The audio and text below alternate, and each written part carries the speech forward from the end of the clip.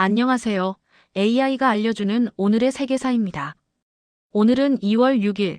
역사 속 오늘은 어떤 일들이 있었을까요? 한국사와 세계사에서 각각 하나씩 흥미로운 이야기를 준비했습니다. 먼저 2월 6일자 한국사에는 어떠한 사건이 있었는지 알아보겠습니다. 지금으로부터 150년 전 오늘, 대한민국의 운명을 크게 바꾸는 한 장의 문서에 도장이 찍혔습니다. 바로 강화도 조약, 우리 역사에서 개항이라고 부르는 역사적 순간이었죠. 당시 우리 조선은 은둔의 나라라고 불릴 정도로 외부와의 문을 굳게 닫고 있었습니다. 그런데 이날 모든 것이 바뀌어 버렸어요. 1876년 당시 동아시아는 제국주의 열강들의 침략 야욕으로 요동치고 있었습니다. 일본은 1868년 메이지 유신 이후 근대화에 성공했고 이제 중국과 조선을 자신의 영향권으로 끌어들이려고 했죠. 특히 조선의 남쪽 해안은 일본으로 향하는 항로의 전략적 요충지였기 때문에 일본은 집요하게 조선 개방을 압박했습니다. 이때 일본은 군함을 앞세워 무력 외교를 펼쳤습니다. 1875년 11월 일본의 군함 운양호가 강화도 해역에 나타났고 조선의 군을 도발하는 사건까지 벌어졌어요. 이것이 바로 운양호 사건입니다. 조선 정부는 이 위기 상황에 대처하기 위해 협상사절단을 구성했습니다. 신원이라는 관료가 중심이 되어 일본과의談판을 벌였죠. 2월 3일 조약문을 확정한 후 오늘 2월 6일 강화도에서 정식 조인식이 열렸습니다. 그런데 여기서 주목할 점은 조선 정부의 대응이었어요. 조선은 완전히 무릎을 꿇지 않았습니다. 신원은 일본 측이 제시한 조약 문안에 대해 여러 수정안을 제시했고 일부는 관철시키기도 했거든요. 물론 불평등 조약이었지만 당시 상황에서는 국가 주권을 어느 정도 지켜내려는 노력이 있었던 겁니다. 강화도 조약의 체결로 조선은 부산, 인천, 원산 3개 항구를 개항하게 되었습니다. 이것은 조선이 서방 열강과의 직접 무역을 시작하는 첫 발걸음이 되었죠. 그 이후 미국과도 한미 수호 조약을 맺고 유럽 여러 나라와도 관계를 맺게 됩니다. 하지만 역설적이게도 이 개항의 성공이 곧 조선의 침탈을 가속화시키는 결과로 이어졌습니다.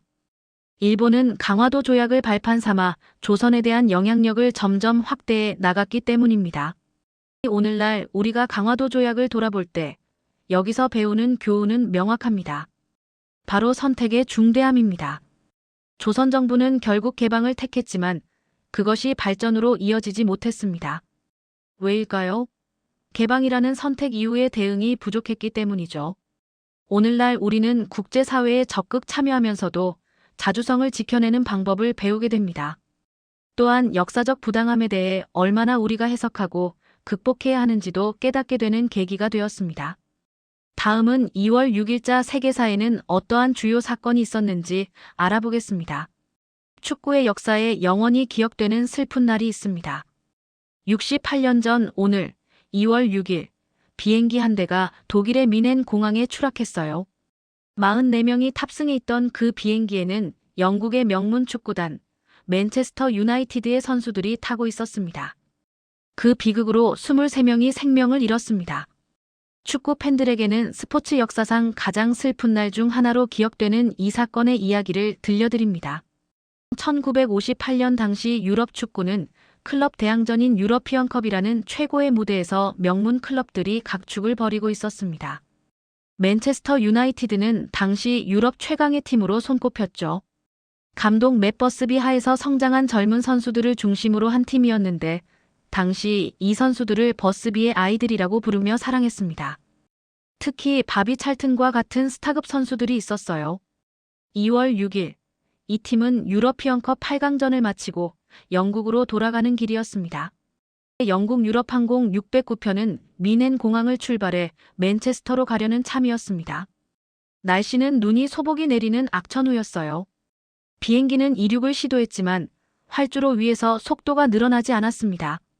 눈이 많이 내려 활주로가 미끄러웠고 엔진도 최대 출력을 내지 못하고 있었죠. 결국 비행기는 활주로를 벗어나 주변 건물들을 부수며 충돌했습니다.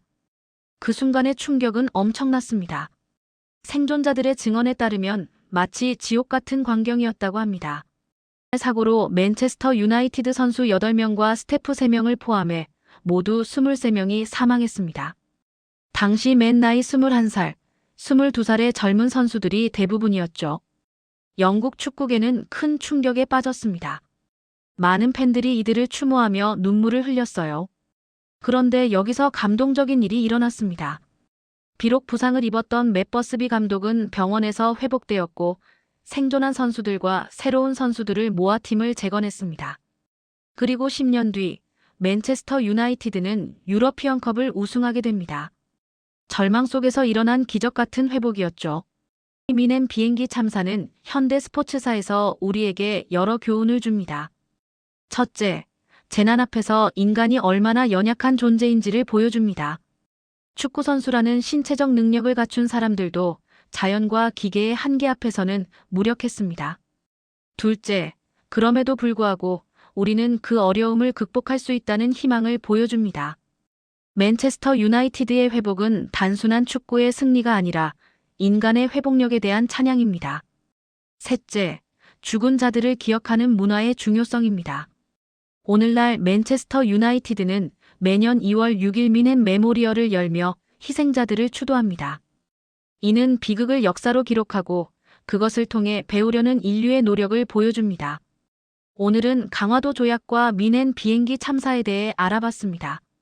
한국사의 강화도 조약은 우리에게 개방 이후 어떻게 대응할 것인가라는 질문을 던지며 세계사의 미넨 참사는 비극 속에서 어떻게 일어설 것인가라는 질문을 던집니다.